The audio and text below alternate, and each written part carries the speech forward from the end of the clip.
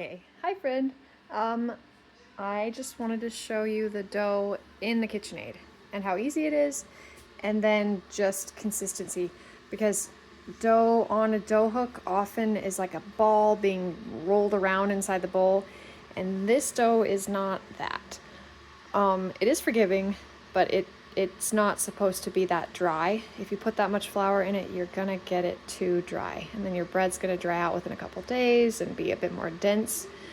So I wanted you to see how easy it is and just consistency. So the recipe is hot water, only to 130. I forgot about it. I'm gonna need to put ice cubes in there. So I like this because it's got a thermometer on it, so I can tell. So 130 degrees Fahrenheit. Oil, honey, sunflower lecithin. I get this on Amazon. This is my salt. You do need real salt. Sue's video talks about it, but she's like, if it's not pinkish with like specks in it, you don't have real salt. It's just sodium chloride and it's not from somewhere. This is Reuben salt. It is like freshly mined. I've seen videos of it. It's pretty cool. It's what she recommends. So you can buy it in bulkier packages than this, but real salt. Eggs. Cage-free is not really great. These are organic. It doesn't have to be organic, but pasture range, like free range is it, not cage-free. You can just taste the difference, man. You can just taste it. And so then instant yeast. And then I will show you my flour. Kitchen's a mess, but here we go. Okay, so this is the mill. I have put in 6 cups of red and white hard wheat. And then honestly, I just turn the knob and it grinds. So you can see that right now, and it's gonna be a little noisy. Sorry about that. For bread flour, you want about noon. This would be fine flour if both these knobs were pointed toward the left, but noon to 1 o'clock is for bread flour. It will go right into this canister. This is the only mill, I think, that you can load and like then turn on. All the other ones, including the other one that I bought, this is still the one I'm borrowing. The one I bought, you have to turn it on before you load it. So I'll turn it on and we'll just walk away and let it do its thing. So, sounds like a vacuum cleaner.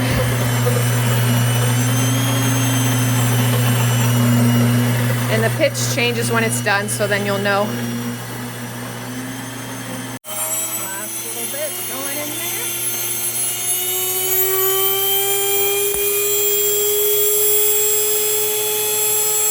Alright.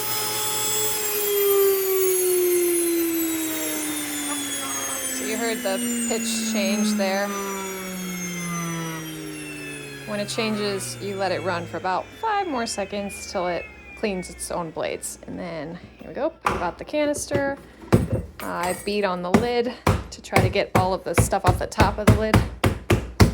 And then I'll open it, which is gonna be a little bit harder for one-handed. There we go. And voila, flour. Easy. Okay, we're to the mixer. I don't know why I put my eggs in first. I think I didn't want to dirty another bowl by, making sure I didn't get shells in. But anyway, I don't usually put my eggs in first. I usually do either the oil and the honey or the hot water first, but I don't think it matters too much. But I don't want to add hot water next because I don't want them to like start cooking. So for this, I don't know if you know this, but apparently on the KitchenAid website, it says not to use your dough hook at a speed above 2.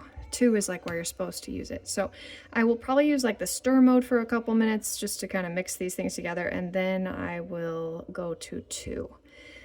On that note, it doesn't matter how fast or how slow you do any of this until you start adding flour.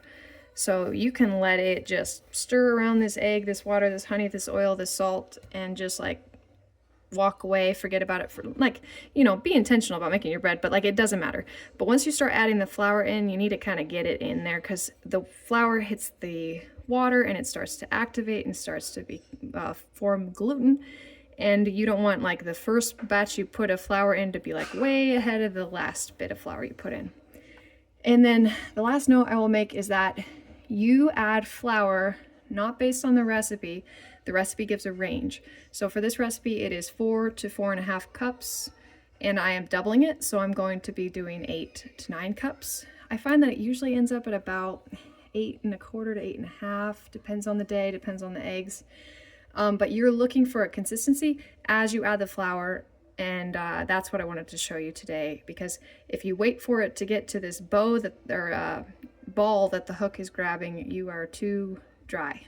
So I'm gonna add in the honey and the oil and the salt, sunflower lecithin, probably then my hot water because I don't want to cook my eggs. And then, yeah, so you'll see all that. I'll try to talk through it. And then I add some of the flour. In this case, it's going to be 6 cups out of the 8 to 9. And then you sprinkle yeast in. And then you start adding the last bit of flour as it forms. And I'll be scraping the sides because that's the one thing about the KitchenAid is that it's like an acorn-shaped bowl where stuff gets stuck on the bottom.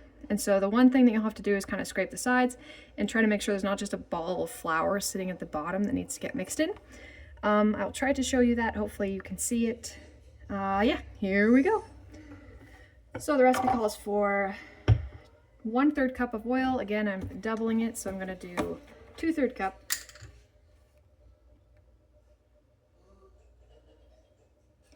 And it's the same amount of honey, so 2/3 cup of olive oil. I get my olive oil from Costco. That seems better than the co-ops. I do opt for the organic because she said it's better to get it bottled at the country of origin, and this is actually bottled in Spain, which makes me feel better about it. I guess if it comes into the United States, sometimes we like to mess with it and mix it with other things before we bottle it. Depends on the company. But Costco's pretty good. I think you could probably go non-organic at Costco and you're probably still getting olive oil. But she's done tests on hers, and I forget what she used to order. This is Soup Becker, by the way. What she used to order, but it was like only 15 or 20% olive oil, even though it said 100% extra virgin. So that's unfortunate. Sorry, my hand is right in the way there for you. So this is oil and honey. If you put the oil in first, underneath the honey, it all just slippery slides right out, and that's lovely. So there is 2/3 cups each of olive oil and honey. That's 2 eggs. The recipe's for 1, but I doubled it, so 2 eggs. Sunflower lecithin technically is optional. If you watch her video, she does a pretty good explanation of why she uses it. And I think the reasoning is quite good. So I bought it. It's on Amazon. It's really not hard to deal with. I store it in the freezer. She said that improves shelf life for it, but I mean, technically you don't have to. So there's 1 tablespoon, but it calls for doubling, so 2. You probably know, but lecithin's like an emulsifier, so it helps to mix in the fats, and it makes it softer and just better textured bread, and also helps our bodies digest fats. So there's 2 tablespoons of that. I'm going to turn it on to mix mode and get my water going.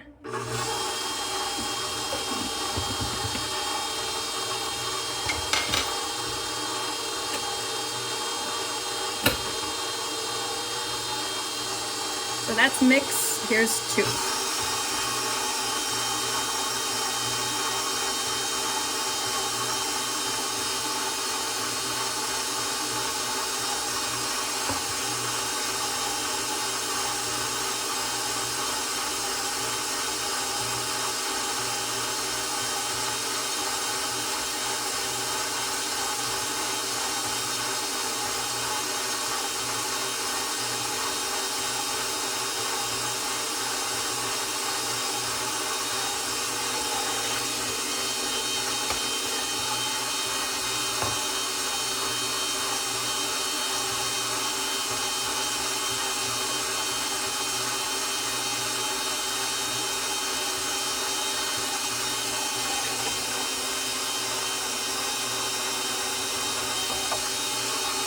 So again, it could sit like this for a long time.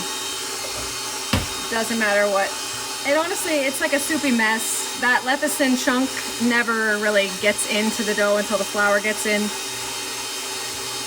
But you can leave it like this. I'm noticing the egg didn't break up, so I'm probably gonna poke it in there and pop that egg. Again, when the flour gets in, it's gonna mix all of this just fine.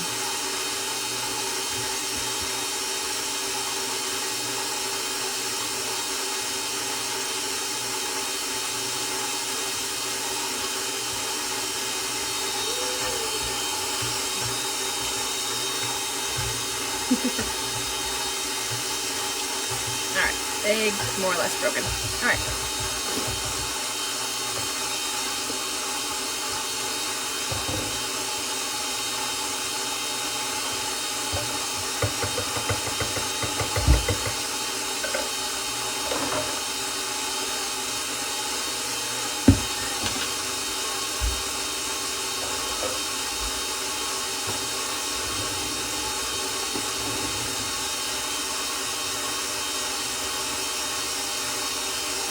Alright, I just stopped it so that the hook's not in the way of me dumping flour in. It says to throw in 3 cups of flour. I'm going to throw in 6, again doubled. And then with fresh milk flour, it's not like you gotta spoon it and level it. Honestly, just shake it off. So there's 1, dump, and then repeat. So that is where it's like, the KitchenAid's not the perfect one for this generally, but there's 1, 2,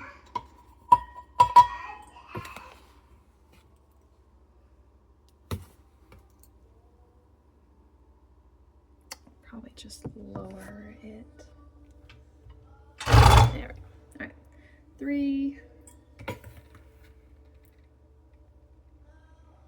4,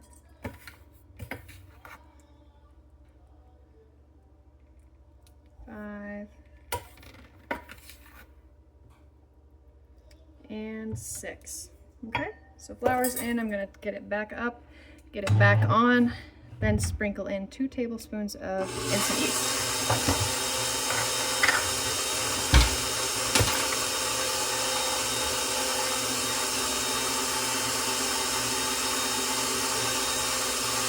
Here's where I start kind of scraping it just to get that flour down into the liquid.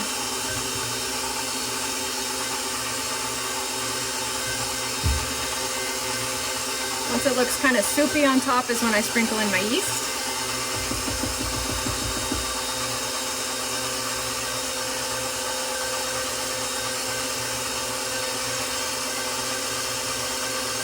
There's 1 tablespoon.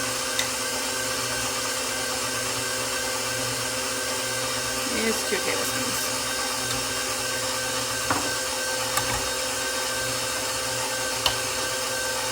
Once that gets a bit stirred in, we start adding more flour.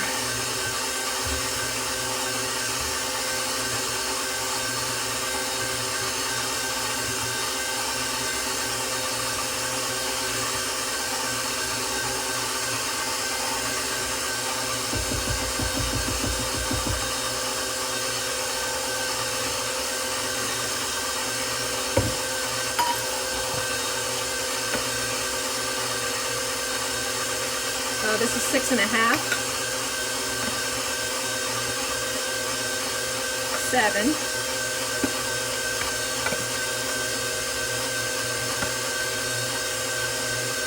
7 1/2,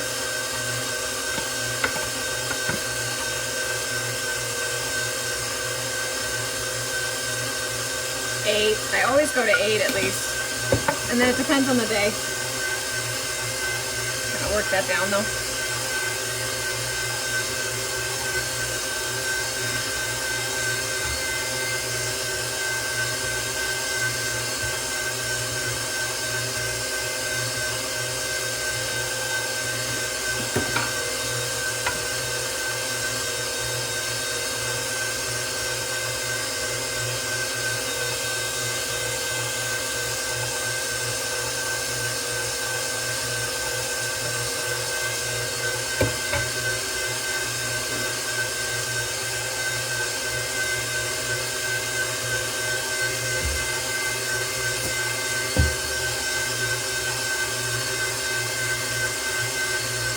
Definitely still too wet.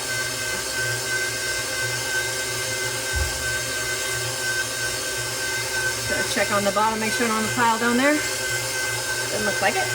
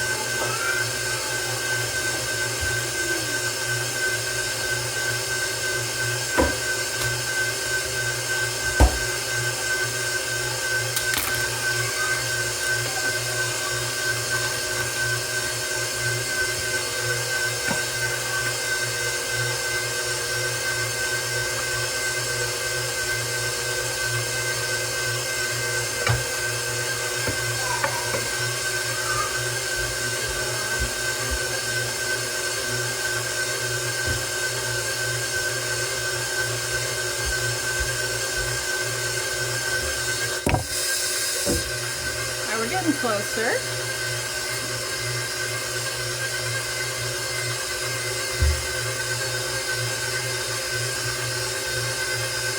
So I see how it's kind of coming off the wall. I know the lighting's not great either, but it's not just sloshy.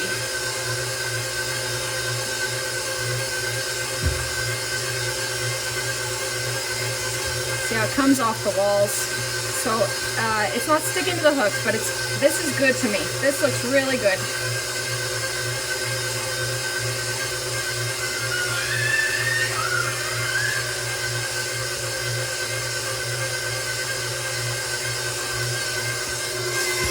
So that looks pretty good to me. You can see it pulling. It doesn't, like, it is coming off the walls. And then it will get better as it needs. So I'm gonna set a timer for about 7 minutes and walk away.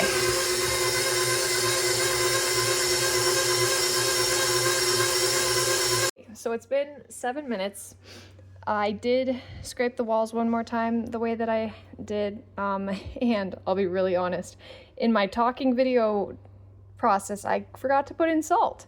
So I added salt later, and it's probably still gonna be fine.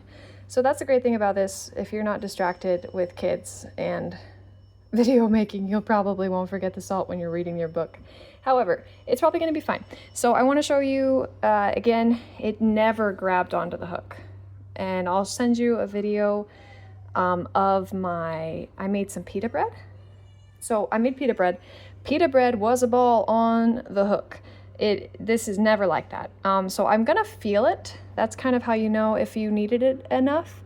And you're looking for stretchy elasticity. It's breaking a little bit. It is sticking to me, so that's good. You do want it a little tacky. But I would say I probably am gonna need it a little longer. See how it's breaking? So I'm just gonna knead it. Honestly, what Sue says is that you cannot over knead hard wheat. She said the best KitchenAid bread she made, she walked away, did laundry, folded laundry, washed her laundry station, forgot about it and came back and she's like, it might have been 30 to 45 minutes. She said it was the best she'd ever had from her KitchenAid. So it's really not too important to not go over because you can't. So I'm gonna do it probably another 2 minutes and see what it looks like then. All right, just so you can see it. Moving around.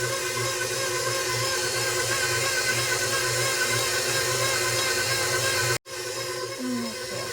All right, it's been a little longer. And that looks different to me. It's probably hard to tell on the camera, but it actually looks smoother. But I think it's probably hard to tell by here. So look at that stretch. Definitely better. Definitely better. And so with this, I'm going to lower the bowl so I can get this hook out because, anyway, yeah, so you're looking for just good stretch. See how it's not breaking? Good stretch. I'm gonna lower the bowl, pull the hook out, so the dough on the hook will just turn into cement if you leave it there. So I just instantly wash it in the sink with my hands, at least to rinse it off. And then I just let my dough proof in this bowl. And I'll show you, I put a little bowl cover over it so it stays nice and warm and doesn't get a crusty top to it with the dryness of my house. But honestly, I probably will real quick scrape the edges so that's all kind of in there. And then I'll cover it and I'll show you that when it's done. Lowered bowl, just gonna pop this guy out of here and scrape him off as I go. Just easier with 2 hands. Okay, there we go. So I'm just gonna rinse this, scrape that down, cover it. Okay, so scraping it. It's important to note where it is in the bowl right now because you're waiting for it to double. That may take up to an hour, but sometimes it's only 40 minutes depending on how warm your house is, how humid your house is, etc. So I usually take a picture right now as I put this little cover on it, and then honestly it'll be billowing out of this bowl when I show it to you again. But set a timer for an hour and kind of, don't leave for a full hour. I usually end up cleaning in the kitchen or doing something, so I see it when it overrises. However, overrising is not even a thing right here. Sue would walk away and like do laundry and stuff, and then her kids would be like, Mom, you have a dough fountain, and it was like flowing out the side of the bowls. And she's like, it doesn't matter. This step doesn't really matter. But if you're like hoping it'll be ready soon, and yeah, you want to jump at it when it's ready, then keep an eye on it. And there's my little plastic bib on it.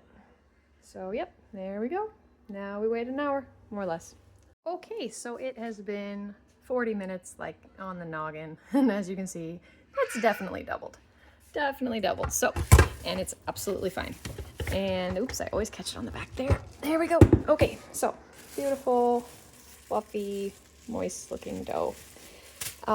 You punch it down, so that just means like pop it in, and you probably have seen that before, but anyway, there we go. Here's my setup. So I have a baking silicone mat, but you see it's got like measurements, which is great for tortillas or pitas or whatever. This is a dough cutter or dough knife or something else. I forget all the names for it. I like a scale because I do pay attention to how much my loaves weigh, especially putting them in my pans. So there's my pans. There's a sheet in case I decide to do rolls. I'm planning to do the ooey gooey bread, so this is butter, nuts, sucanat, and cinnamon and nutmeg. And then you do want a good oil sprayer. Just in general, man, I don't use that Pam stuff or those, they have like propellant in them, the pre-made olive oil sprayers. I get this one. It's glass, but there's plastic ones. I have links for both. But yeah, you don't have to flour the surface. You just spray it with a little olive oil. So that's super nice. So I just spray it. And then, like I said, I'm going to be weighing out the dough, but I'm going to get it out of the bowl first so you can see that. I don't know if I can do that one-handed, but let's see.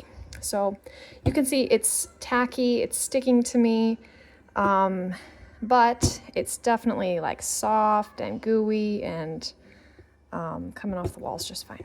But yeah, I don't think I could do this one-handed as best as I would like to. But yeah, so there you go. There's the dough onto the oiled surface. Your bowl being dirty is fine. Oh, see, there's a little flour that didn't get mixed in, and it's gonna be just fine, I promise. Okay, I really think Sue does a great job of showing you how to form dough and handle dough and all that. So like, this isn't even really worth watching. But I just wanted you to see, like, you don't want to mess around with the inside too much. The inside is nice and moist, and yeah, you don't like need to knead it anymore. But I wanted you to see just kind of what I'm dealing with. It's really soft. It's really elastic. I'm gonna start cutting it up and weighing it. I want a 2-pound dough into my loaf, and then I'm gonna make the ooey gooey bread. I think probably a 1.7 pound, 1.75 pound, and then I think I'm gonna make some rolls after that. So, but here's what you're looking at. So it's big, it's beautiful, it's soft. I kind of rolled it around in the oil a little bit, so now it's easy to work with. It's not sticking to my hands anymore with the oil. Yeah, so I'm gonna start cutting it up. All right, so I'm gonna do my normal loaf first. So I like that to be about 2 pounds, which is what you saw the other day. Although I think I'm gonna cut that out because I think this shaping is gonna be better. I'm playing with my shaping. So this, oops, I don't want grams, no grams. We want pounds. That is 1.3, not even close. But see how soft this dough is? What was I gonna tell you about dough softness? 1.962, it's close. 2.05, I'm just gonna cut a little bit off to be perfect, because I'm a little bit too much of a perfectionist. Close enough, 1997, that's a good year. I don't know who was born that year, but somebody. So this is my regular dough, and then I think I want about 1.62-ish for this baguette, French bread loaf that I'm thinking about doing with the cheese and the sausage. So I'm gonna aim for that next. That's 1 point, oh, that's just one flat. Oh, it was way under. Here we go, let's try that. What else did she say today? Oh, 1.715, let's cut a little bit off. You don't want to handle this too much. You want to leave the inside nice and soft, you know what I mean?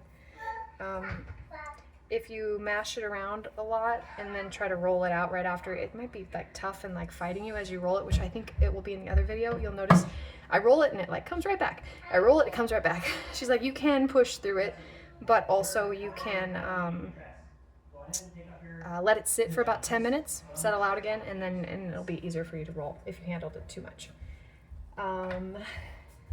What else did she say? She had lots of little nuggets in this video. It's like 8 years old that she made of this recipe with this turkey sausage and stuff.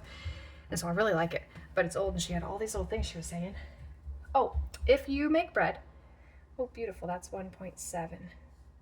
Okay, 1.7, 2 flat. I just want to say I could do 2 baguettes, or 2 French fries, but that's 1.61.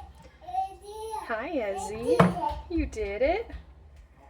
I don't know, we'll see. I don't know what I'm gonna do with this. I think I'm gonna do like cheesy rolls because I grated too much cheese. But for meantime, I'm gonna set it aside. This is gonna be my bread. This is gonna be my French bread. This is gonna be my rolls or whatever. All right, so you can see the elasticity of it. It's beautifully elastic. It's really soft. It really stretches. I am gonna need this one because with the corner turns, this is gonna be my regular loaf. So she kind of does that, and then I watched a video, I think, of her doing it. So she does like that, and then she does like that, and like that, and then she like rolls the whole thing and presses her hand into it. So your goal is to try to get the air out of it, and then you roll it, and then you just start tucking. So you tuck, and you tuck, and you tuck.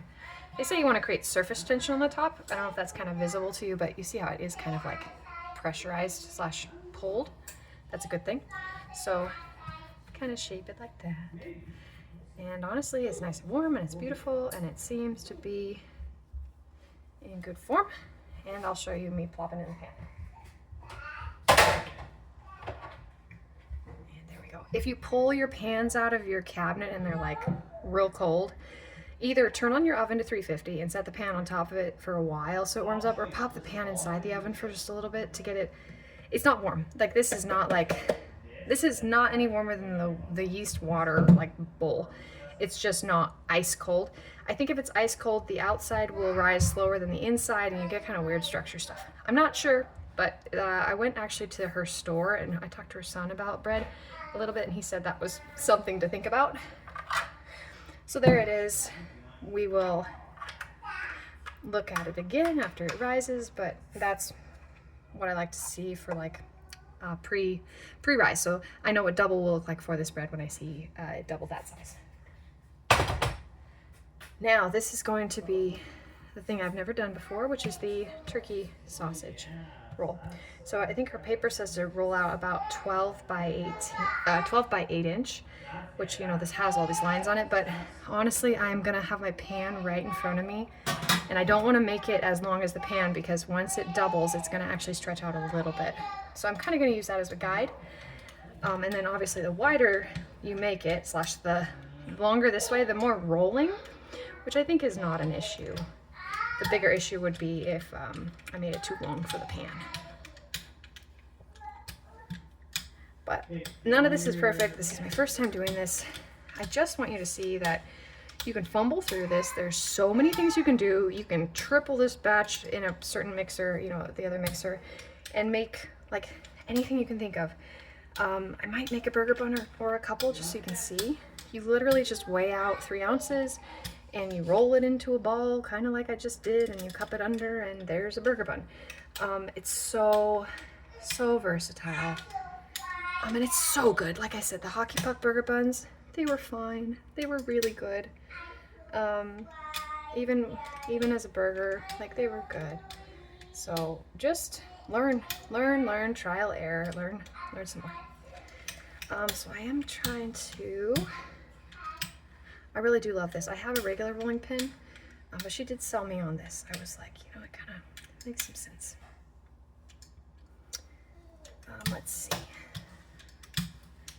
This is a lot like wider than hers, but it's not as long as hers. And then they made a comment that she shouldn't have made it quite so long. So I don't know what it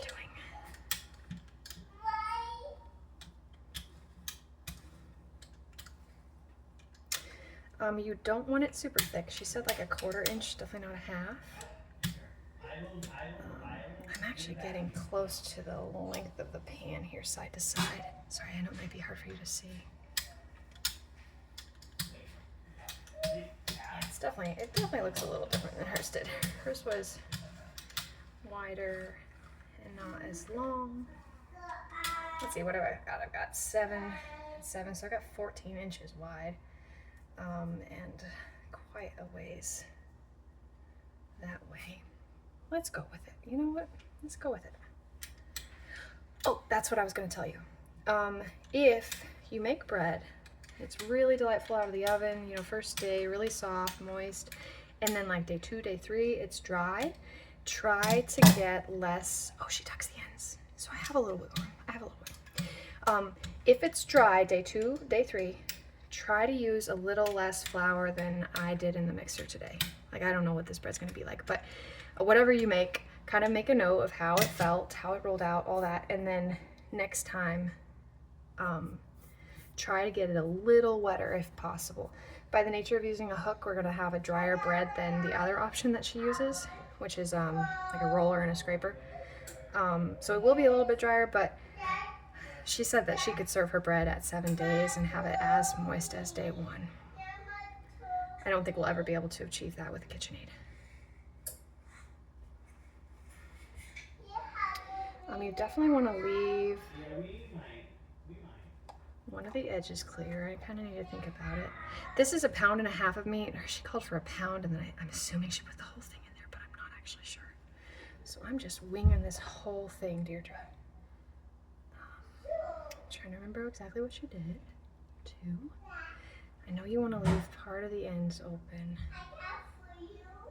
And then she did like a spicy, like a jalapeno cheese with my kids. I just opted for a regular cheddar, but it's a good cheddar. It's this Costco cheddar that I found. Dublin, I don't know, Ireland import. It's really solid. Let's see. I feel like that's probably good. I probably should have watched her video one more time. But here we are. Okay. We are going with it. It looks about like 2/3 of the container. It's hard to say. And then I'm just winging it on the cheese too, because she didn't say how much. And then I might use this rest of this for like cheesy rolls or something. Oh crap. Darn. So she said to baste it. She said to baste it in this olive oil that I have sitting right here that I forgot to do. So I'm just gonna trickle it through after the fact. See, you just wing it and hope it works out, okay? Like, I'm telling you. Next time, maybe my kids won't be right there kind of making noises. What? Okay. Oh, that's so hurt. So I meant to brush this on the dough before I put the meat down, and I forgot. But it might help it stick. Okay. Alright, back to the cheese. Alright. Oops, I don't know what I did there.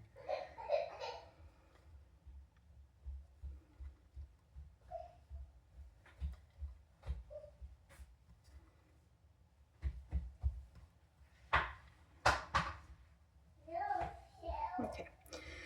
You don't have to have this pan. You could do this on a baking sheet. She did say this perforated pan like keeps it from getting quite so soggy. It's not super expensive. I think that's probably like maybe even too much. I don't know, but it's gonna be great. Okay, so now we start rolling it, and then we're gonna tuck the ends under. She said to flip it over and really seal the seam too. Again, lift up like I did with the other video. Lift up and roll, or you're gonna end up kind of just squeezing it out the one side. So lift up and roll, lift up and roll, lift up and roll, up and roll, up and roll.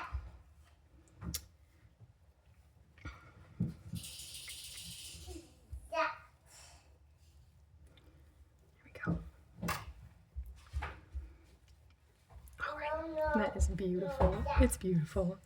Okay, and then so she does say to flip it over and really seal this seam up, which I think I don't know, mine didn't even have the seam issue that she had, but really tuck it or the cheese is gonna ooze out.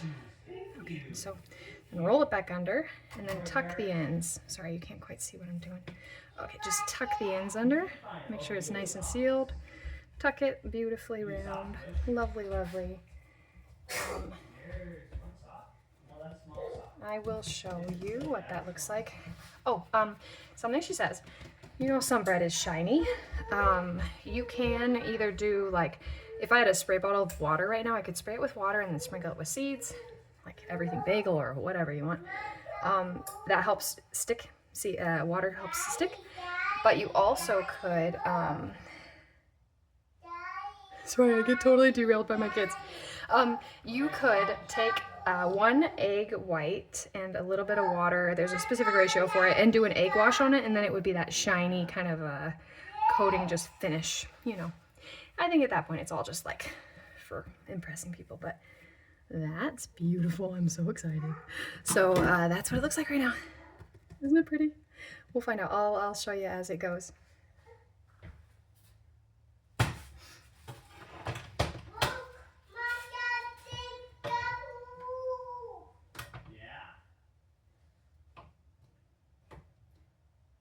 What I just did was, sorry, a French bread. You also, I haven't tried it, I really want to. You can do a Reuben version, so you roll it out just like I rolled it out. You put down, I don't think you olive oil based it, but anyway, I'll send you the video. You put down, is it pastrami or roast beef? I can't remember which. Corned beef? Corned beef? I don't know what it is. And then you put down a really well drained sauerkraut. And then you put down Swiss cheese. You can put Thousand Island if you want, it lightly, you know, because otherwise it'll kind of seep out and be really soggy. But then you roll that up just like I did, and you have a Reuben inside of it. I want to try it so bad, so badly. Oh, caraway seeds. Sorry, you put caraway seeds too. But that sounds amazing. I do not know what I'm doing. Let me show you. Okay, the video I just made. I kept saying over and over, suitcase, the suitcase rolls, the suitcase rolls. And I'm like, what on earth was I saying? I meant the sleeping bag rolls. So I'm going to show you sleeping bag rolls. On the one hand, because Jonathan really loves them, with garlic. But that is something that I haven't shown you yet. I showed you my pizza kind of croissant rolls yesterday. So, gonna roll it out just like we did.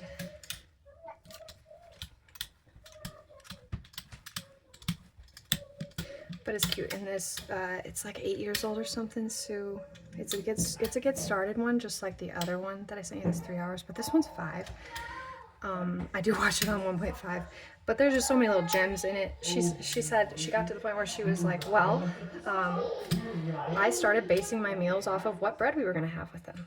Were we gonna have tortilla with them? Were we gonna have rolls? Were we gonna have burger buns? Were we gonna have, like, she's like, sometimes when things were tight, I just would do muffins for lunch, because muffins take 15 minutes, you know, with something, of course. But I just, that is such a different concept than we have had this whole time, because I just, period, avoided bread. I'm like, well, am I doing quinoa? Am I doing rice? Yeah, it's so cool.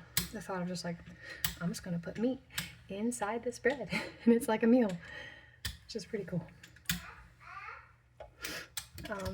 So this, you do want it kind of as rectangular as you can get it, because you're going to cut strips into it, and those strips will roll up like little sleeping bags, not suitcases.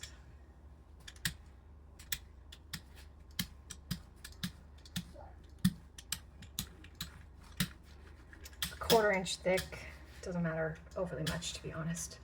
With the rolls anyway. Other things I think it really does, because it'll start breaking, but rolls are pretty darn forgiving.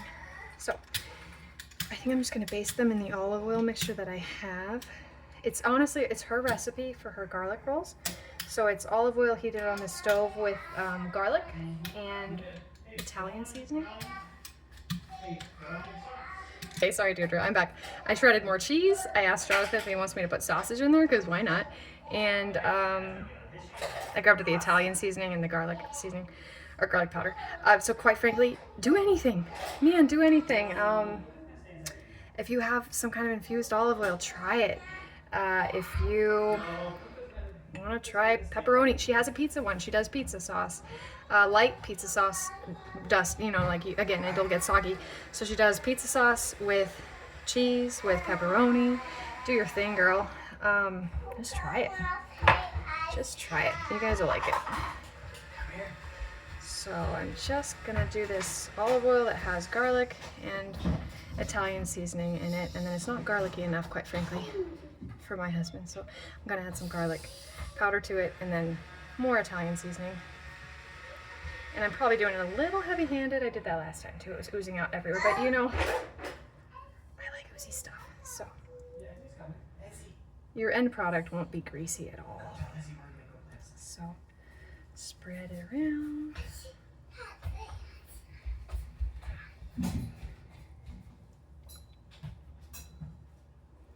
All right, lovely, probably a little heavy-handed, I'll be honest. I think last time I had to sop it up a little bit with a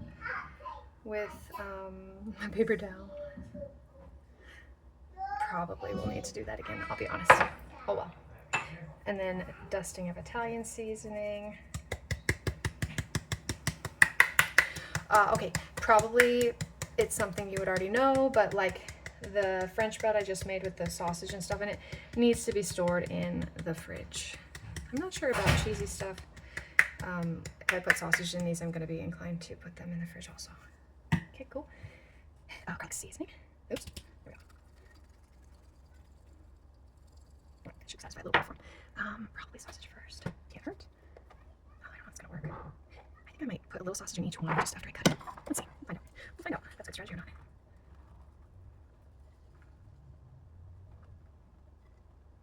These are going to be really good. Okay. In this case, you do want to go to the edges because I forgot the edges are absolutely raw and I didn't really do that very well.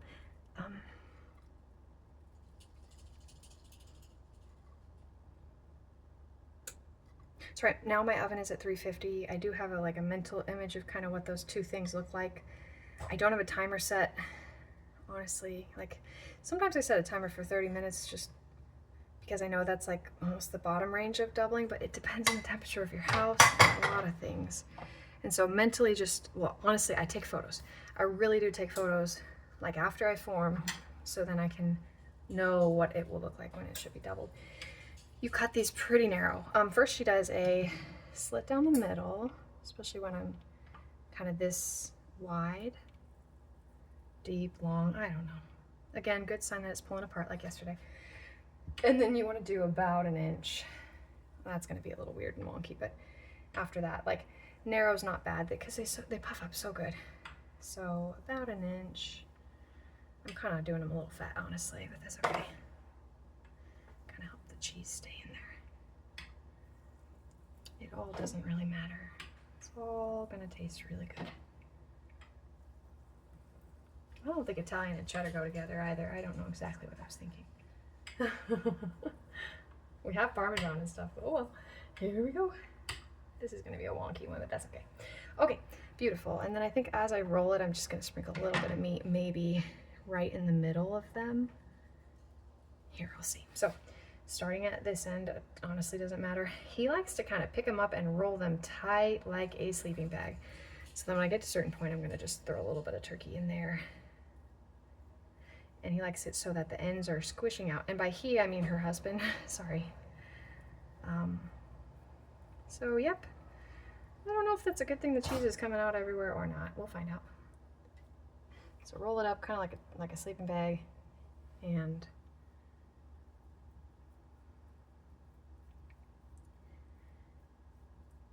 oops, I forgot that already. That's gonna happen once or twice, huh? All right. Oops, it's gonna come out the sides. This might be a horrible idea, just so you know. It might be really like not functional. We are gonna eat it.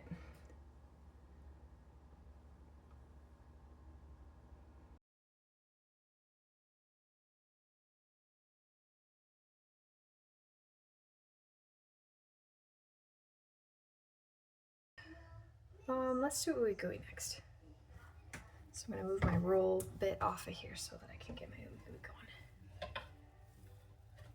If you don't like what you form, like if you looked at what I made and you're like, I hate it, which it's not the best, I'm not gonna lie, you can just like punch it down and do it again.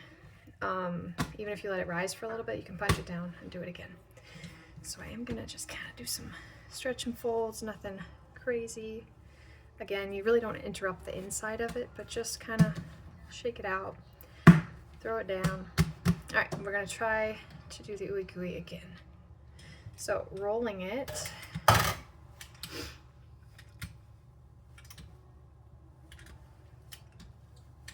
and you can see the gluten, it pulls itself right back into a ball, so that's so good. It really is good dough.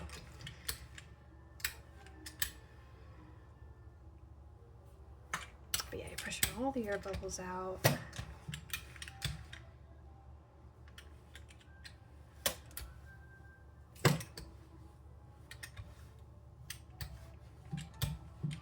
Like I said, watch her. She makes this look so easy and she's so fast at it. But I just wanted you to know that it's really doable. And it's not as hard as it sounds. Especially when I was reading her recipes saying this, I was like, what? And then I watched her do it and I was like, oh, that's not hard.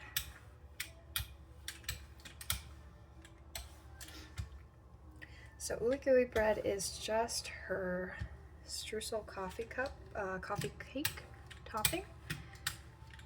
It's sucanut, which is the evaporated cane sugar, which has its molasses in it, so it really is just the brown sugar substitute. It tastes so good.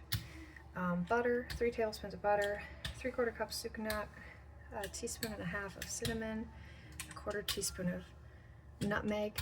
I did a splash of salt because I just like a little extra salt, even though I did salted butter. Oh, and a 1/2 cup nuts. I did pecans. I love pecans. She omits the nuts, so you actually don't have to do the nuts if you don't want to. The biggest thing about this is you're going to about a quarter to a 1/2 inch thick. That's vague, I know, but you kind of get used to eyeballing it, especially if it starts ripping.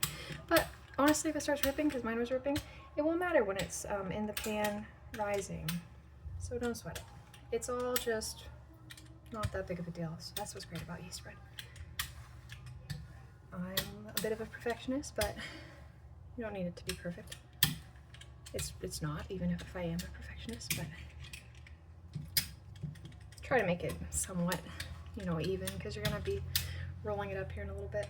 This is basically her cinnamon roll recipe too.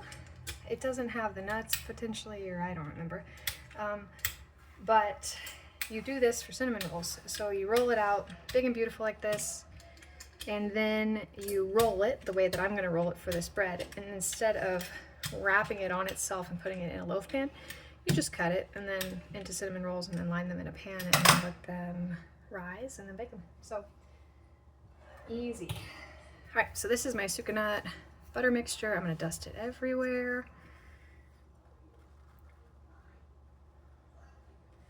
Otherwise, it's just kind of evenly distributed, more or less. This is one coffee cake recipe, not doubled or anything like that, into about 1.8 pounds of dough. You can see that's about good. Try to get some more nuts over here. All right, shake it off, man. It's all over me. Okay, she rolls in the ends. I think it does help. That's why I kind of like my ends not too thick, because otherwise you'll get kind of a thick end of your bread. But yeah, roll your end in just a little bit. Helps to keep it from gooing out. And then we will roll. And she says lift and roll. So don't just kind of like just suitcase it, kind of like pick it up and roll it over. Otherwise, I think it's quite forgiving in that sense too. So yeah, pick it up and roll it. Honestly, I feel like the thinner and the tighter you get this, the more layers within the bread. But that's just something to kind of figure out over time. Like I might have done it a little thick this time, kind of like I did last time. But it was still so good. So yeah, pick it up and roll it. You can see how the end is just kind of going to be plain because it's not all the way over there and it's a little thicker. That's okay. It'll be so good. So yeah, pick it up and roll. For this one specifically, she says to make sure this is nice and oiled or you'll be sticking really bad right now, and that's going to be a pain in the butt. You can tell my ooey gooey stuff is kind of rolling away from me, but I am catching it in there too. So yeah, that's kind of the way the lift and roll, lift and roll.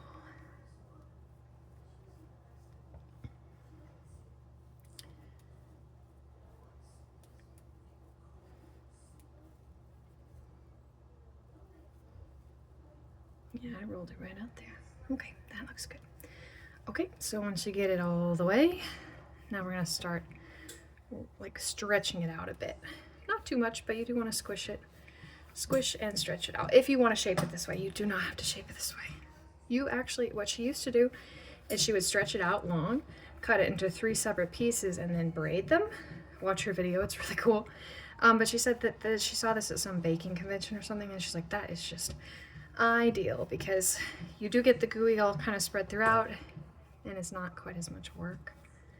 But yeah, you can see what I'm looking at here and how it kind of squishies, but I'm making it longer. And the ends again are just not going to be as good because they don't have as much goop. But that's okay. So I think that's probably good. Now for this one, you make a J. I'm just kind of going to stretch a little bit more to make it a little easier than it was last time. I've only made this 3 times, I think now. This is my 3rd time. Okay, so you make a J. Oops, you can't quite see my J, sorry. More or less. Okay, a J, and then you cross this, so you make a 6. And then what you're gonna do is twist the 6 while you tuck this tail up inside that hole. So twist and tuck. Oops, and see I'm tearing, but that is okay, I'm telling you. It is okay. But do try to pull that little end through there because it will help you out later. Okay, so see, that is what we're looking at. Honestly, I just kind of shove everything back together. Again, it will rise, it will deal with itself, and if it's oozing a little bit at the top, like that is all the better. So that is an ooey gooey roll. It does feel cool to the touch, so it might take a little longer to rise, but you do want to make a mental note of how big it is right now. Usually I take a picture of it once I get it into a pan, so then I can tell when it has doubled, because that is the rise that's really important, is when this is doubled. So here's my pan. These are USA 1.5 pound, fantastic. You don't even wash them. You don't spray them, you just pull it out. It like falls out. It's amazing. All right, so here's what it looks like.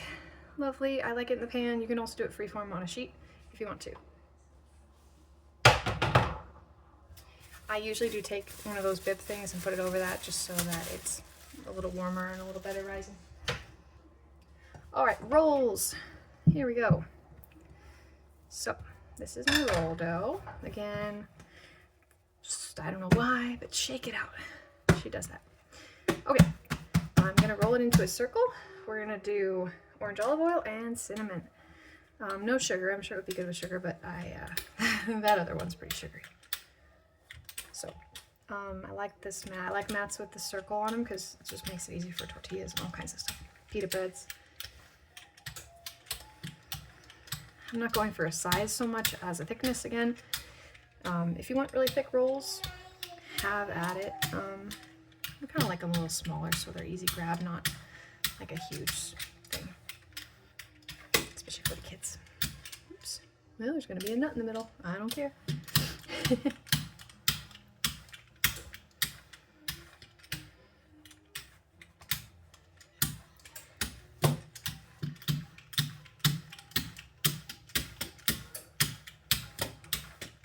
You can also roll this out into a rectangle like I just did, and then cut little like suitcase rolls into that, like strips, and roll them like little suitcases.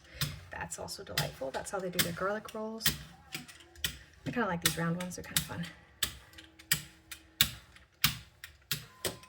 Plus you get to see them. She doesn't show this. So this is actually, I learned from Annette, my mother-in-law. These are going to be big.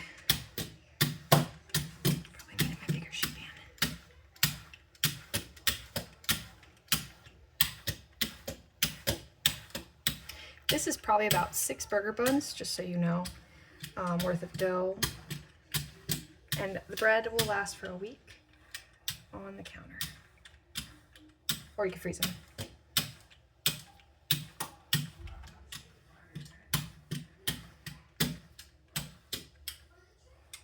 Yeah, this is actually a ridiculous amount. I haven't made this many before. It's okay. It's gonna be good.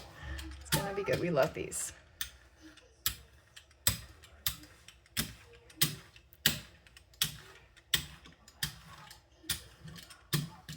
All right.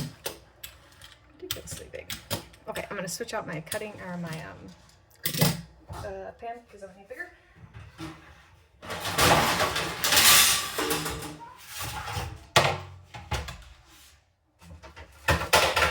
Non-USA pans, just regular sheet pans, you definitely want to spray. So I'm going to spray with some olive oil. All right.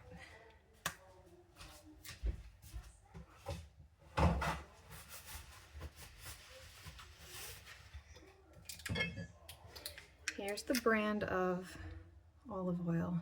They do sell it just from their website. It's really good. It's actually really good. So I just drizzle it. You can pastry brush it on. I'm kind of lazy for that, but you don't want to go too heavy-handed or you'll just kind of have it everywhere, but honestly, it's still fine if that's the case.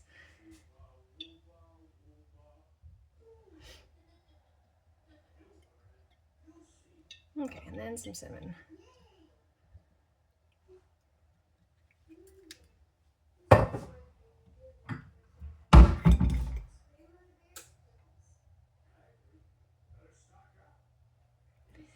I think she did butter with this when she did this recipe too, but it's really just good by itself.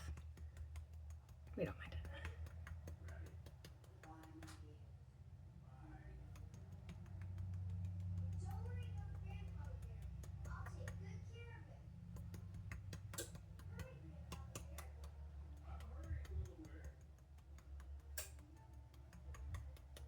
All right, pretty. Let's get the cutter.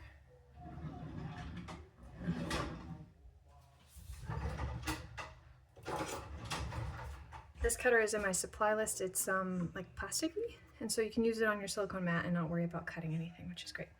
I do 90-degree angles just for simplicity first, so I cut it into 4ths and then into 8ths, and then no, not 8ths, sorry about that, not 8ths, but maybe today I might do 8ths and then try to figure out from there. Yeah, I probably will do 8ths. I usually do like 3 per angle, but this is just such a big one that I probably will do 2s on each of these. Just try to make them all loosely the same size because then they'll bake around the same way, but even the baking range, you're going for a temperature between 180 and 200. So some will be, 180 and some will be 200 and it'll be fine. You can see the dough is pulling away from itself when I cut it. It slides apart. It's a great sign, any kind of dough that you use, that it's not like sticking together. So for these, you start at the fat end and you roll in. You can kind of pick up, you can kind of pull out, but see how the oil's spreading around anyway, so that's great. And oil all over the outside is fine. So you get these kind of little croissant rolls, you can see. Just put them on your sprayed pan with enough space that they should double size. There we go. It smells so good. Seriously, try the olive oil. I know it sounds kind of bougie, but it's worth it. It's only $14 for that bottle, I think. I don't know how the shipping is, but 14 bucks is not bad. They have a lot of kinds. They have like a maple one. They have like a vanilla coffee one or something like that. Try them. See, this one's bigger, but that's fine. I do have my oven on to 350, which is the baking temperature for the bread.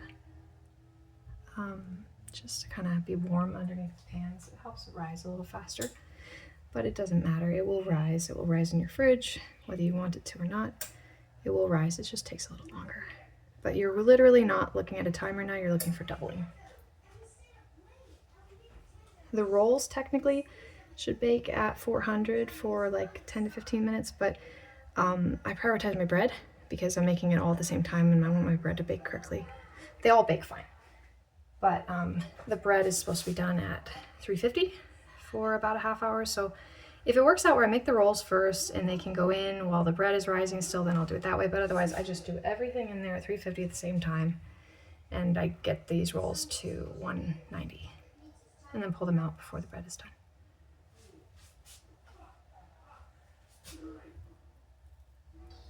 All right, and then I usually wipe this with something before I put it in the sink, just for simplicity. If you don't have a mat, you can also use your countertop if it's nice and clean, but I just think this is so ideal. And we are done. I'll show you photos and products. And bye-bye. I wanted to show you the oven spring. So see, it's poofed up a lot more, everything. That's why I kind of pushed the rolls apart a little bit more, but yep, everything's sprung up beautifully. Quickly, I do hook up a temperature probe to it at like the last 10 minutes or so, and then I just go till they're 190. So easy. One loaf is out, the regular one. You lay it on its side just to help it not like collapse on the top. But anyway, there's one. Here are those rolls. Video again so you can see the inside, because I think that is so squishy. I can't quite, yeah, there you go. Spongy, squishy, and tear it open, and it's delightful. So good bread, good bread.